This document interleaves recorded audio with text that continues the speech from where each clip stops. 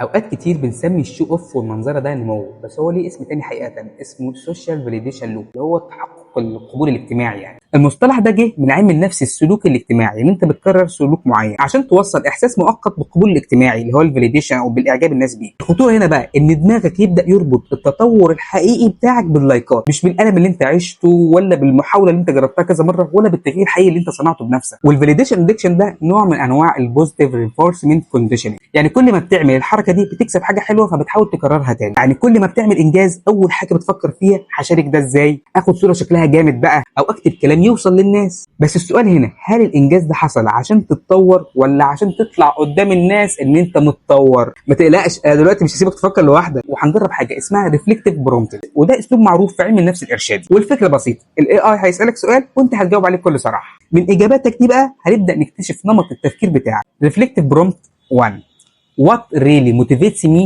when I share my success. لو كانت نيتك هنا بقى ان الناس تعرف او تقول عليك جامد ويسقفوا لك، يبقى انت جوه الفاليديشن لوب.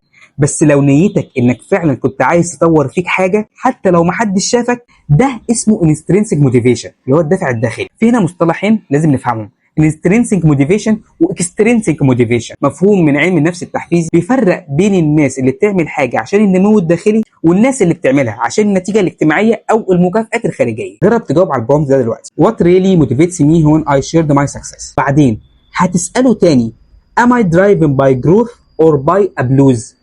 يعني هل انا مهتم بان انا اتنامي فعلا ولا انا الناس تسقف لي؟ وبعدين هتكتب لي في الكومنتس هل اجابتك الداخليه ولا خارجيه. وفي الحلقه الجايه ان شاء الله هنبدا نحلل سوا نمط تفكيرك، وهتعرف من غير تجميل انت بتتطور ولا بتتجمل. وما تنساش اللايك والفولو والشير لعلنا نستفيد. سلام.